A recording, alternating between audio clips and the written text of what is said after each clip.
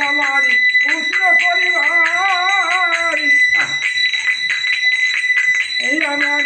কেশ পাখিল যন্ত্র নড়িল নাহাটি করিলাম সংবার রে মন আমার মানুষে করিলাম